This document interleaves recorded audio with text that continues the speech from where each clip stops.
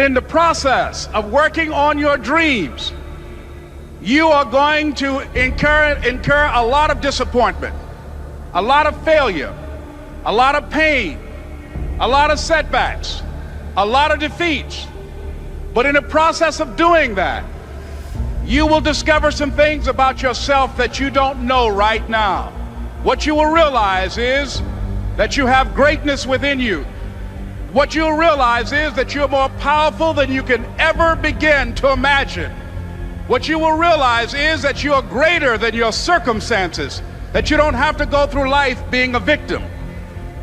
As Jack indicated, I was born in Miami, Florida, in an area called Liberty City, in an abandoned building on a hard linoleum floor with my twin brother. We were 6 weeks of age, we were adopted.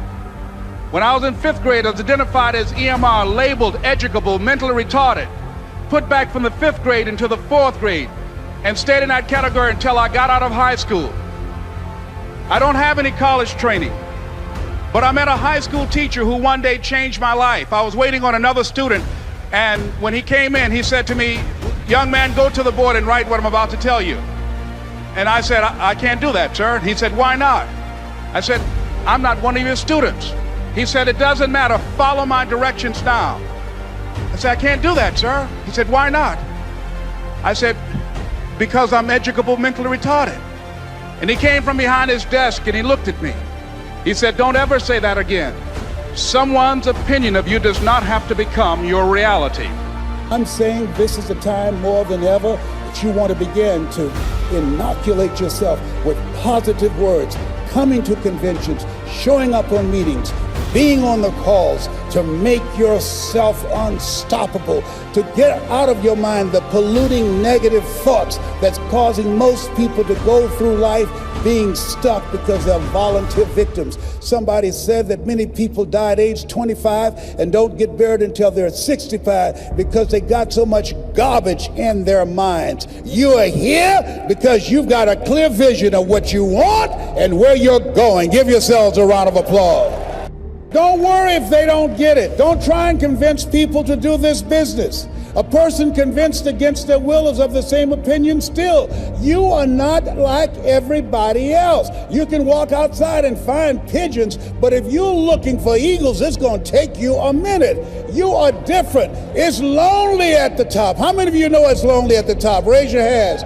It's lonely at the top, but you eat better. That's what I'm talking about. You're different. One great entrepreneur said, "I choose not to be a common man. It's my right to be uncommon if I can. I seek opportunity, not security. I do not wish to be a kept citizen, humbled and dulled by having the state look after me. I want to take the calculated risk, to dream and to build, to fail and to succeed. I refuse to live from hand to mouth. I prefer the challenges of life to the guaranteed existence, the thrill of fulfillment to the still calm of utopia. I will never cower before any master, nor bend to any threat. It's my heritage to stand erect, proud and unafraid, to face the world boldly and say, 'This I have done.' You showed up because you're building a business that you can stand and say, 'I did this. I did this. This is my dream.' Give yourselves a round of applause. Yes, yes, yes. It's hard changing your life. It was hard when just over 3 years ago, in the Penobscot building in Detroit, Michigan, where I was operating my business, and I fell on some hard times, and I was sleeping in my office. It was hard coming into the lobby, and the security said, "Excuse me, Mr. Brown, can we see you for a moment?" And I said, "Yes," and I walked up to the counter, and he gave me an envelope. And he said, "Would you mind reading it here?" And I opened the envelope, and the envelope was from management that said, "This is an office tower. It's not a hotel. Please do not sleep in your office." And I said, "Excuse me, sir." I said, "I just work long hours in creating my business. I'm an entrepreneur. And right now things are bad for me, but they're not going to be this way always. And I just asked for the opportunity to continue to operate like I'm doing. I'm not trying to make this my home." And it was hard coming through the lobby. And sometimes they would laugh. There's a guy talking about becoming successful. And look at him.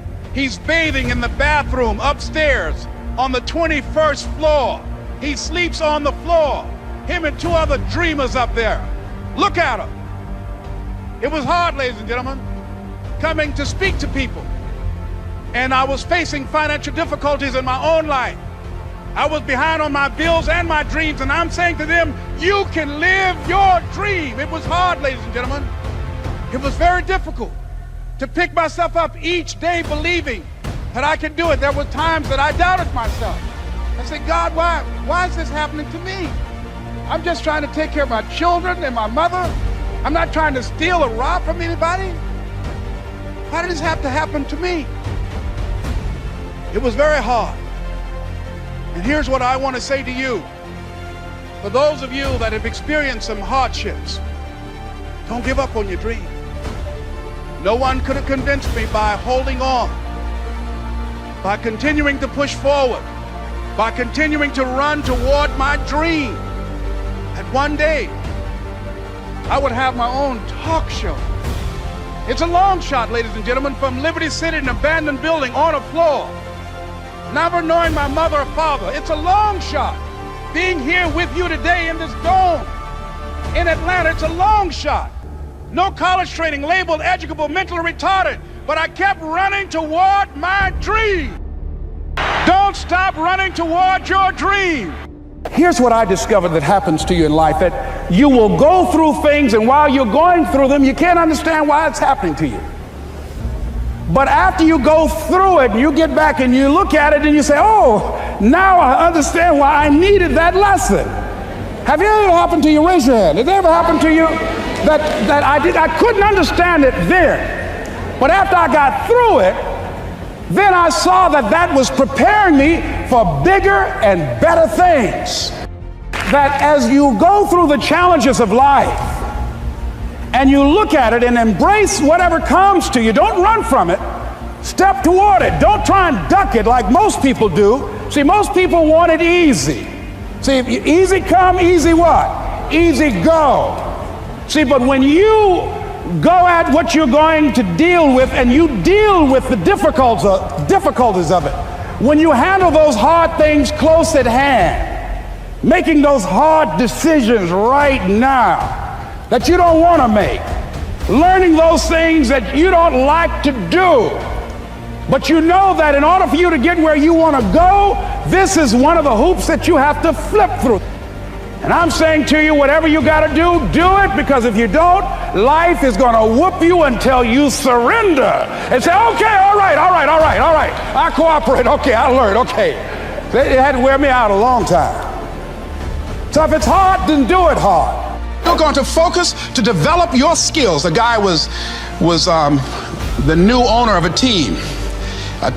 baseball team that was in the basement of the league when he took it over. He went to the picture and he said, what is your best throw? He said, well, I got a good curveball and I've got a good fastball. And he went on talking about his different throws. He said, but tell me this, what is your best throw? He thought for a moment. He said, I've got a good fastball. He said, that's all I want you to work on. Nothing else. Just develop your fastball. The next year, they went to the World Series. Most people don't know where their fastball is. Most people go through life never discovering what their talents are. Most people never develop their talents. They have skills and abilities, but if you don't nurture them, if you don't develop them, they will never serve you. Your gifts can take you many places if you develop your gifts. Most of us don't like to do those things that come easy to us. I've always loved to talk to people. I decided, taking this advice, to develop my skills as a speaker. And my gift has developed and it's taken me many places. You have something that you brought to the universe, and that if you decide that my life deserves my developing, this is what I do well, and becoming the best at it, and mastering myself, and seeing what I have within me. If you decide to drop your buckets where you are and develop your gifts, I grant you, you'll never ever be without. I grant you that your gifts will take you places that will literally amaze you.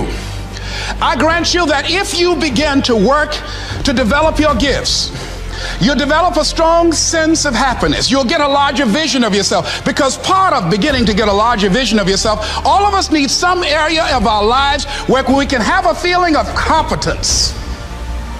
That people know when they think about this area, that's something you do.